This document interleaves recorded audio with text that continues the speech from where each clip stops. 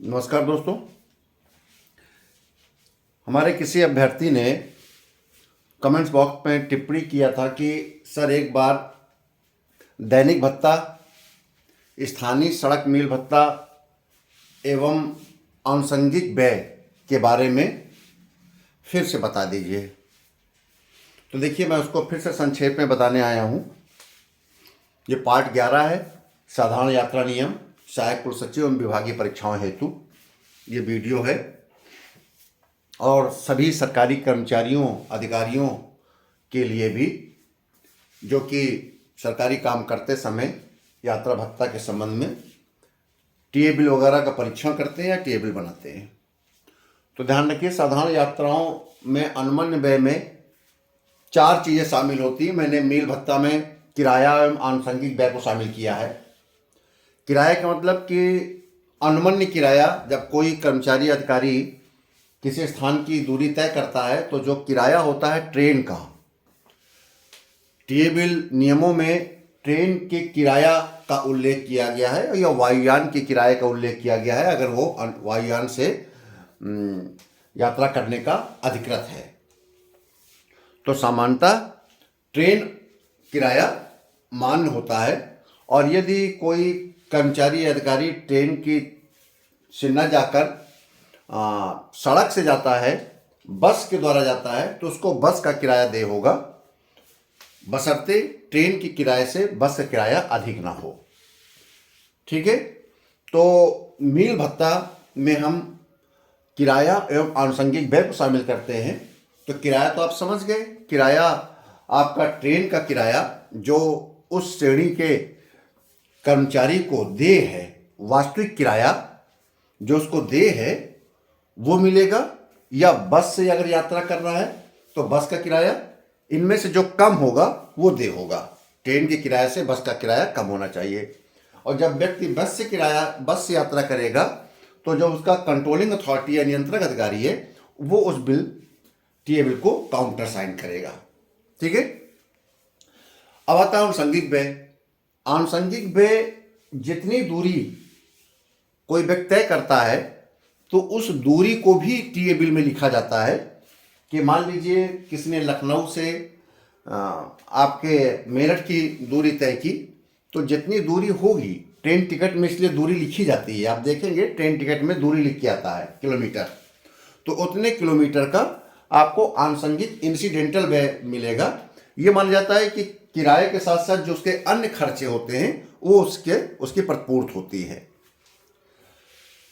तो ये अगर व्यक्ति ग्रेड पे 5400 का है, यानी कि लेवल 9 5400 का होता है, लेवल 10 भी 5400 है, तो जो लेवल 9 एवं 9 से ऊपर के जितने भी अधिकारी हैं, जितने भी क्लास 2 अधिकारी हैं, 9 एवं 9 से ऊपर क्लास 1 अधिकारी है, इनको 70 पैसे प्रति किलोमीटर की दर से आपका इंसिडेंटल व्यय मिलता है। मान लीजिए 500 किलोमीटर की दूरी तय की तो 70 पैसे के हिसाब से 350 रुपये उनका बन जाएगा आनुषंगिक व्यय। ऐसे ही अगर लेवल 5, 6, 7, 8, 2800 ग्रेड पे से लेकर 4800 ग्रेड पे का अगर कोई कर्मचारी है तो उसको 50 पैसे प्रति किलोमीटर के दर से मिलेगा। अगर कोई व्यक्ति लेवल 1, 2, 3, 4, 1800, 1900, 2000, 2400 या 2400 से नीचे का अगर कोई कर्मचारी है तो उसे 30 पैसे प्रति किलोमीटर की दर से आनुषंगिक व्यय मिलेगा। ठीक है। तो आनुषंगिक व्यय आप समझ गए। अगर साधारण यात्राओं को करता है, साधारण यात्रा करता है, साधारण यात्रा का मतलब है कि आप सरकारी काम से अगर गए हैं तो वो साधारण यात्रा है। विशेष यात्राओं में मैंने आपको बताया था, विशेष यात्राओं में आपका होता है सेवानिवृत्ति पर की गई यात्रा, स्थानांतरण पर की गई यात्रा एवं मृत्यु की दशा में परिवार के द्वारा की गई यात्रा, वो विशेष यात्राएं हो जाती हैं। ठीक है। तो उनके रूल्स दूसरे हैं। उसमें आपको मैंने पहले बताया था कि उस पर आपको आनुषंगिक व्यय नहीं मिलता है, स्थानीय सड़क मील भत्ता नहीं मिलता है, दैनिक भत्ता नहीं मिलता है, केवल किराया मिलता है। यहाँ पर इनमें आपको 4 चीज़ें मिलती हैं। किराया मिलेगा, आनुषंगिक व्यय मिलेगा, दैनिक भत्ता भी मिलेगा। दैनिक भत्ते के बारे में मैंने बताया था कि कोई कर्मचारी अगर मुख्यालय से बाहर 8 घंटे किसी एक स्थान पर अवस्थान करता है, अगर 8 घंटे एक स्थान पर अवस्थान नहीं करता है, घूमता फिरता रहता है, तो नहीं मिलेगा। 8 घंटे एक स्थान पर अगर मुख्यालय से बाहर किसी स्थान पर अवस्थान करता है तो उसको दैनिक भत्ता दे होगा। ठीक है। और एक दिन का मतलब परिभाषा भी आ जाती है कि एक दिन का मतलब क्या होता है, तो आप बताएंगे एक अर्धरात से दूसरे अर्धरात के मध्य 24 घंटे। मतलब जैसे पिछली रात 12 बजे से लेकर अगले रात 12 बजे के बीच के जो अगर कोई व्यक्ति 8 घंटे अवस्थान कर लेगा तो उसका एक बन जाएगा। यहाँ तक कि अगर 2 दिन मिलाकर भी 8 घंटे अवस्थान करता है तो भी उसका डीए मिलेगा। ऐसा नहीं कि एक दिन में हो, अगर तब ऐसी दशा में 2 डीए नहीं बनेंगे, एक ही डीए बनेगा। फिर कि अगर 2 दिन मिलाकर आपके 8 घंटे हो रहे हैं कहीं पर तो आपको एक डीए मिल जाएगा। ठीक है। लेकिन किसी भी दशा में एक दिन का 2 डीए नहीं तैयार होगा। ठीक। अगर कोई व्यक्ति बाहर निःशुल्क भोजन एवं ठहरने की सुविधा प्राप्त कर रहा है, मान लीजिए किसी पर्पज से एक सरकारी काम से गया, वहाँ पर उनको गेस्ट हाउस मिला और गेस्ट हाउस में उनको निःशुल्क खाना था और आवास था, रहना था, तो उसको 1/4 दैनिक भत्ता मिलेगा। अगर निःशुल्क भोजन और ठहरने में से एक सुविधा दी जा रही है तो उसे आधा दैनिक भत्ता मिलेगा एक दिन का। जितने दिन रहेंगे उतने दिन का दैनिक भत्ता मिलेंगे। लेकिन 10 दिन तक ही आपको डीए मिलेगा, दैनिक भत्ता मिलेगा। सामान्य नियमों के अंतर्गत एक समय में 10 दिन के लिए लगातार 10 दिन ठहरने पर आपको दैनिक भत्ता दे है। लगातार 10 दिन ठहरने पर दैनिक भत्ता दे का मतलब ये है कि मान लीजिए शनिवार इतवार बीच में पड़ रहा है और वो व्यक्ति वहाँ पर कोई काम नहीं है, कार्यालय बंद है, वो अपने घर वापस आ जा रहा है, तो उन दिनों का उसे नहीं जोड़ा जाएगा, लेकिन वो कंटिन्यूटी ही मानी जाएगी। ये नहीं कहा जाएगा कि ब्रेक हो गया। तो इसलिए 10 दिन के लिए ही मान्य होगा। इससे अधिक दिन के लिए तभी मान्य होगा जब नियंत्रक अधिकारी अनुमति देगा, वह भी वो 45 दिन तक पूरी दर पर अनुमति देगा और 45 दिन के बाद 180 दिन तक आधी दर पर दैनिक भत्ता दे होगा। 180 दिन के बाद दैनिक भत्ता दे नहीं होता है, क्योंकि परीक्षा में कोई भी टेक्निकलिटी के साथ छोटे छोटे क्वेश्चन भी आ सकते हैं, एक एक 2-2 नंबर के भी आ सकते हैं। पेपर सेटर को पेपर एक दूसरे तरीके से बना सकता है इस बार। तो इसलिए आप ध्यान रखें कि छोटी छोटी घटनाओं को, छोटे छोटे टेक्निकल चीज़ों को ध्यान रखें। पेपर में आ जाएगा कि कितने दिनों बाद दैनिक भत्ता दे नहीं होगा, तो आप लिखेंगे 180 दिनों बाद दैनिक भत्ता दे नहीं होगा। एक बार में कितने दिनों तक दैनिक भत्ता दे होता है, आप 10 दिन तक दैनिक भत्ता दे होता है। पूछ देगा कि अगर बीच में शनिवार और इतवार अवकाश है और वो कर्मचारी अपने मुख्यालय वापस आ गया या निवास स्थान वापस आ गया है, तो क्या वो कंटिन्यूटी माना जाएगा? हाँ, बिल्कुल माना जाएगा। 10 दिन की कंटिन्यूटी माना जाएगा, ब्रेक नहीं माना जाएगा। ठीक है ना। तो इस प्रकार से क्वेश्चन आ सकता है। क्वेश्चन आ सकता है किसी कर्मचारी को कहीं बाहर की यात्रा करता है, उसको निःशुल्क भोजन आवास मिलता है, तो उसको कितना दैनिक भत्ता प्राप्त होगा।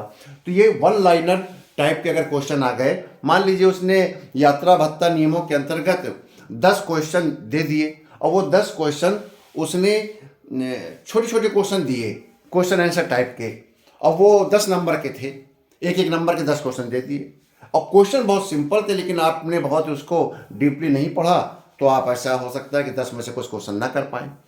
और आप ऐसा भी हो सकता है कि इन सब चीज़ों को ध्यान रखेंगे तो आप 10 के 10 नंबर पूरे प्राप्त कर लेंगे। तो इसलिए ये टेक्निकलिटी बता रहा हूँ, इन चीज़ों को ध्यान रखिएगा। अगर आप हवाई जहाज़ से यात्रा कर रहे हैं, हवाई यात्रा कर रहे हैं, तो उस दशा में इंसिडेंटल दे नहीं होगा। तब मील भत्ते में केवल किराया शामिल होता है। ध्यान रहे, वायुयान से यात्रा करने में मील भत्ते का आशय केवल वायुयान का किराया है, और ट्रेन और बस से यात्रा करने पर मील भत्ते का आशय किराया एवं आनुषंगिक व्यय है। आप इनको, क्योंकि आनुषंगिक व्यय को डिफाइन नहीं किया जाता, उसे मील भत्ते में ही शामिल माना जाता है।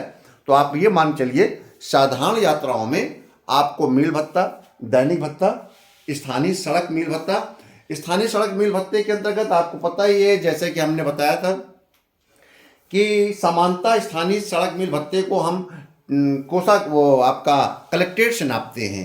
कलेक्ट्रेट से स्टेशन या बस स्टैंड की दूरी को तय करते हैं, अथवा वो स्थान जहां से कर्मचारी अधिकारी ने अपनी यात्रा प्रारंभ किया है।